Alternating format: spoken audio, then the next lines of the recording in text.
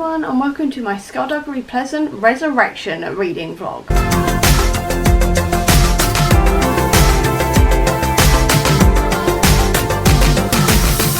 So this is going to be the reading vlog for Skulduggery Pleasant Resurrection, which is the 10th book in the series, and I am so excited and so nervous to start this one because I have never read this book before. Every other Skulduggery book before this I have read at least once, so I semi knew what was coming in like most of the books. I mean, admittedly I did get confused at some points and got like some events ran the wrong way, things like this, but I knew what was coming, whereas from now on I know nothing.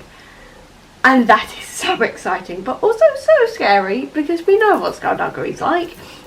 We know what Derek Landy's like. I know 2 plot twists that are coming, admittedly. I do know 2 plot twists, but apart from that I know nothing. And I'm very excited and very nervous, because obviously this is a big one. So this is big for me anyway. So very excited, very nervous, but it's time to get into it, and I'm very excited. And this is going to be a spoilery vlog, just so I remember, because I'm going to be talking about what happens in this book as I read it. So please be warned about spoilers, but with that, let's get into this.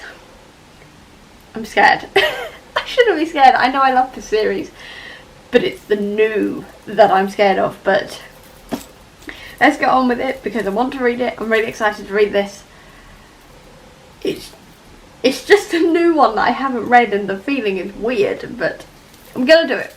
I'm gonna start now. I am 2 chapters in and I am already in love, and I mean, what I love is, as well, the description of Skulduggery, because it's made me go all fangirly, which sounds weird, but it feels like I've had the same break as everyone else did when they read like Dying of the Light and Resurrection, because there was a gap between the 2 seasons.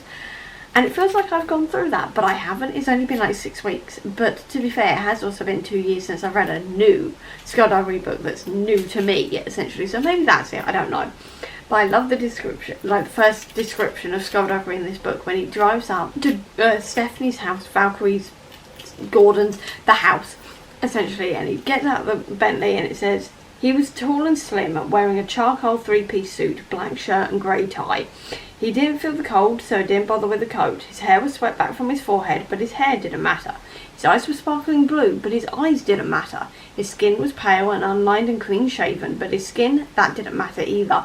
His hands were gloves, and as he set his fedora upon his head, charcoal like his suit with a black hatband, like his shirt, his hair and eyes and his skin flowed off his skull, vanishing beneath the crisp collar of his crisp shirt, and Skulduggery Pleasant, the skeleton detective, turned his head towards her, and they looked at each other in the cold sunlight, and I'm like, there's something that's just made me fangirl ridiculously reading that, and I don't know what it is, but I've just had a fangirl reading that. And then like, literally, I also love the conversation that they've had, because obviously 5 years has passed, and then another 5 months after the end of Dying of the Light, and it's so interesting to see A, how Valkyrie's grown up, B, how their relationship has changed but it's still the same in a lot of ways, and see how the events of Dying of the Light has affected Valkyrie, because usually you'd just expect characters in these types of books to just sort of bounce back, I guess, and just sort of carry on like nothing happened, but she's actually trying to adjust to being back in Ireland again, let alone going back into the magical world and things like this, and I really, really like that. And I like the fact as well that they're saying like how like things like this happen to soldiers and things like this, and I think it may be a part of sort of like a PTSD kind of thing, and I really like that Derek Landy is actually mentioning that at the very least. Obviously I don't know if it carries on throughout the book, but I really like how he's mentioning the after effects of what's happened, because usually you just expect these characters to just sort of bounce back. It's a middle grade YA kind of thing. You don't expect them to be really affected by these things, but I really like we are getting that in this book specifically. I'm only 2 chapters in. I really hope it continues, but I really like that it was at least mentioned right at the beginning. And I am very intrigued as well by what's going on, and the fact they're going back to Rawhaven, and we've got all of these villains and everything else already. Very excited. But it's like, I love new Skulduggery. I'm so excited by new Skulduggery because obviously I get excited by Skulduggery anyway. It's my favourite series. But then finally getting to a new book that I've been waiting to do for 9 months is just so exciting. And I'm just like, it's new. It's new. I don't know what's coming and it feels all very exciting and I'm slightly fangirling, I'm not gonna lie. Okay, I've just read chapter 6 and I already like Omen. Omen seems to be a really sort of geeky character, which I really like, and he's sort of unpopular and all the rest of it. But what I love as well is that we're actually getting like these little references and stuff like this to how obviously Rawhaven has changed because they've now got this giant school and things like this. But you're also getting references as well to the previous books, like Shudder Gate and things like this, which is obviously a reference to Anton Shudder, and it's actually said in the book that it is a reference to Anton, which I really, really like, and how it's the Coraval Academy, like Coraval Juice, who was one of the Grand Mages. I like that that China hasn't even turned up yet, but we know that she's renamed herself as the Supreme Grand Mage, which is just completely China. And also, can we just appreciate the fact that on chapter 6 we get introduced to a gender fluid character? I mean, gender fluid characters are not usually in books anyway, even when books have LGBTQIA plus representation in them. So I really like that there's a character who is gender fluid in this. Obviously I can't talk about how good the rep is because I am not gender fluid myself. I'll have to look up Own Voices reviews if I can find one. But I really like that inclusion in here. I think it's also going to be revealed that Valkyrie is bisexual in one of these books, so that's exciting as well to have more representation. That way we also know that the guy who is missing, whose name is Temper Frey, is black, so we're already getting more representation, and we're only 6 chapters in compared to the rest of the series, so I'm liking that new step forward as well. But I'm also liking the fact that we are getting references as well to like the previous books and sort of getting caught up in that sense of, oh yeah, this, like, these things happened and that's why these things have changed, but it's sort of done in a way that it's sort of like Valkyrie is sort of observing what's changed from her point of view, but it's also reminding us what's happened, which I really like. I really like the memorial as well and all the rest of it to obviously what happened with Darkess and in that battle. I really like that, and just generally I'm loving this book. I think it's safe to say I am really, really enjoying this so far, and it's like I'm having such a fangirl. I haven't fangirl like this over a book in a while, and I'm loving it. Finbar died. Finbar was murdered? Excuse me? I liked Finbar and Cassandra, and I am 14 chapters in. I am 81 pages in, and people have already died. Landy! Why? That's all I've got is why? But also Prophecy, the Darklands, all the rest of it. Valkyrie seems to be psychic now. I love the exploration of her new powers and the mystery of that, loving that element of it, and just, this is so good. Like, this has really drawn me in immediately. But the questions, I have many. I have many, but I'm also not happy that Finbar and Cassandra Faros are now dead. Not cool. But I do like the teacher. I did like the teacher, the ginger teacher who fangirled over Valkyrie. I did like her. And the fact that Fletcher is now a teacher? Didn't see that coming. That's quite funny. But also kind of sweet, but also kind of funny. I just find that really funny, imagining Fletcher trying to teach people. So I've just finished chapter 22, and so obviously Valkyrie's been talking to China in the sanctuary, so it's the first time we've seen her. We've seen Fletcher after Fletcher saves her and Valkyrie and Skulduggery, sorry, from this like anti-sanctuary gang. And for some reason I ain't trusting anybody who isn't Valkyrie or Skulduggery. Like, the way Valkyrie's like asked by China why they went to to their usual doctor's clinic instead of the sanctuary medics and things like this is making me go, why did they? And like, Derek Landy doesn't put these things in for no reason. And also the fact that Valkyrie turned around at one point and saw Darkess, but that was the end of the chapter and we haven't seen that since, so I'm a bit like, I'm not, it's either I don't trust everybody or I'm not entirely trusting what's going on with Valkyrie. And if, like, obviously it is blatantly obvious that she is suffering from depression, because she literally sees Skulduggery like getting dressed again after like the attack, after he's been healed, and she just walks away. And it's very clear from the way she's talking about the fact that she's got nightmares and things like this. It's very clear, at least to me, that she's got depression. And probably a touch of PTSD as well. And that is completely understandable considering everything she's been through. But now I am sitting here going, do I trust everyone around her? Or have they just changed in the last 5 years? Because obviously everybody's now in a slightly different place. Or do I not trust Valkyrie's perceptions on this because it's clouded over by depression and her not really wanting to be there? And obviously she's also sort of semi-feeling like she's dead quite a lot. So in that sense, I'm a bit like, is something going on there? Or am I reading too much into this? But the thing is with Derek Landy that you never know. You never know what to, like, what's a foreshadow. So I'm sort of looking at everything going, am I reading too much into this? Am I not? I don't know. I'm intrigued, to say the least. I'm confused. And I don't trust anybody, including Valkyrie. I'm trusting nobody. That is my conclusion. I feel so sorry for Omen. I've just gotten to the bit where Skulduggery sort of like kicked him out of the investigation because the investigation he thinks is over in chapter 26. And he just feels so like downtrodden and everything else, and I feel so sorry for him. But I love the fact that Skulduggery says, if you can't believe in yourself, then believe in me, because I believe in you. And it's like, that's one of the sweetest things Skulduggery has ever said to anybody. And I love that he said it to Omen, who is just so downtrodden, and it probably meant the world to him, and I love that. But also, Skulduggery is constantly described as wearing a three-piece suit in this, and I swear blind he never used to wear waistcoats. Like, I swear he never used to wear waistcoats. And now this is feeding into my don't trust anybody theory, which is probably, like, barking up the complete wrong tree. But here I am, barking up the wrong tree. Probably. But I don't trust it. There is something I don't trust about this, and the fact that he's wearing the three-piece suits and everything else. There's something I don't trust here.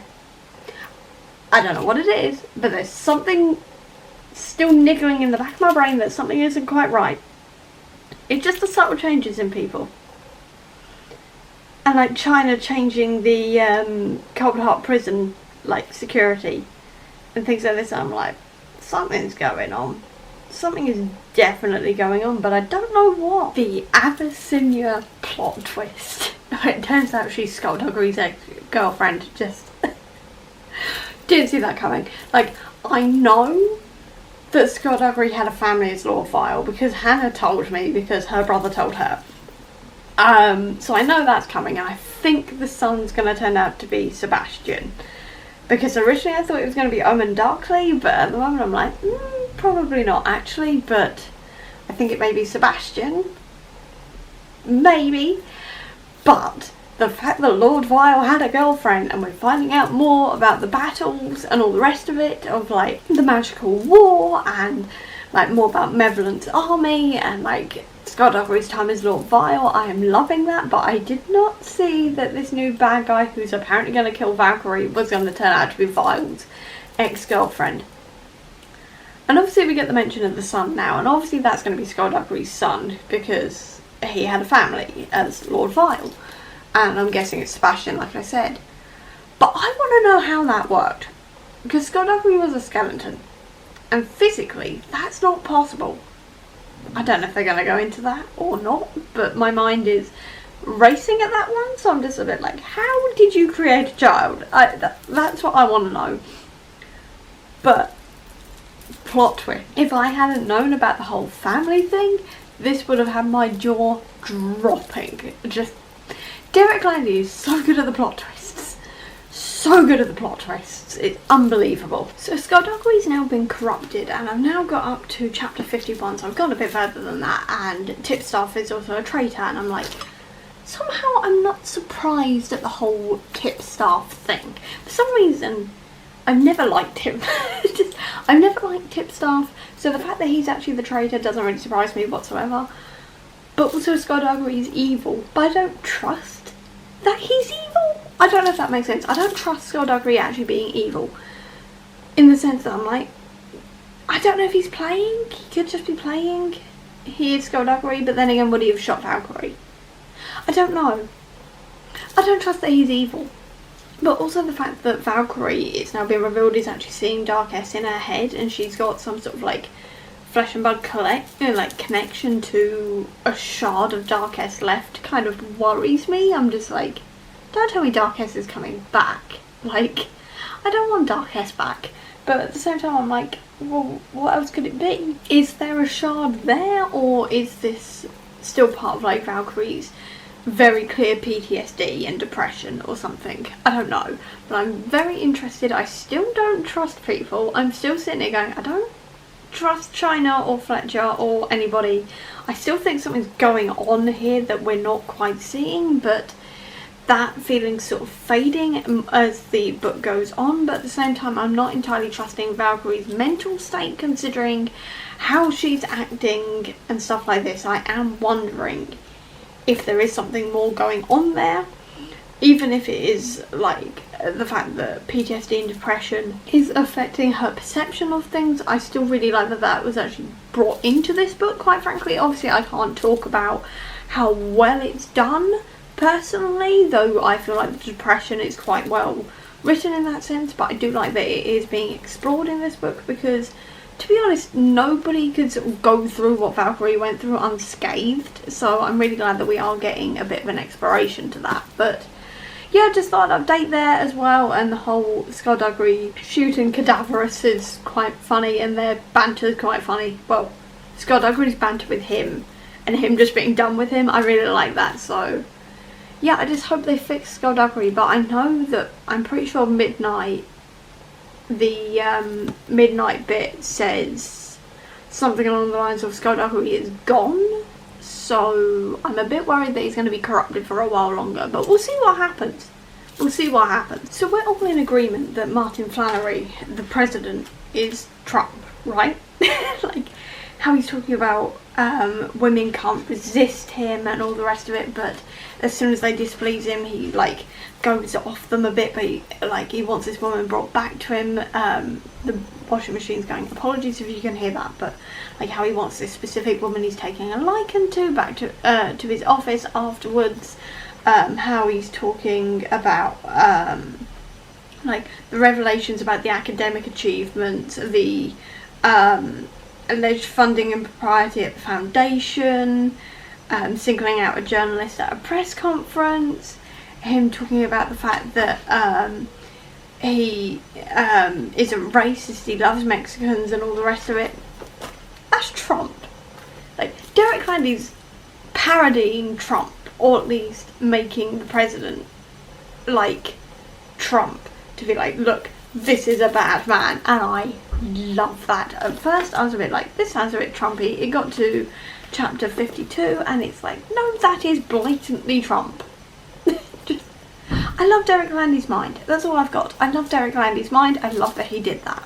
And I also love the fact we've also had a couple of mentions of like racism, homophobia and xenophobia and stuff like that on the rise as well. I feel like this was the book where Derek Landy started sort of talking a bit more and learning a bit more about like social issues and things like this, and actually talking about them. I really, really enjoy that, I've got to admit, because these other books, they haven't been in there at all, so I like that they are now getting mentions, and we are starting to get a little bit more real world stuff in here as well. I find that really relatable and really enjoyable. So I have now just finished Resurrection, and I did actually really enjoy this one. I was a little nervous going in because I've heard that some people said it was slower than previous books or like the later books, because it's got to set up a hell of a lot of stuff for the rest of the new series, but I really enjoyed it. I really liked the mysteries and stuff going through this. I liked the reveal of Abyssinia and how that sort of played out at the end, and like the setup of the anti-sanctuary and stuff like that. I really enjoyed all of that.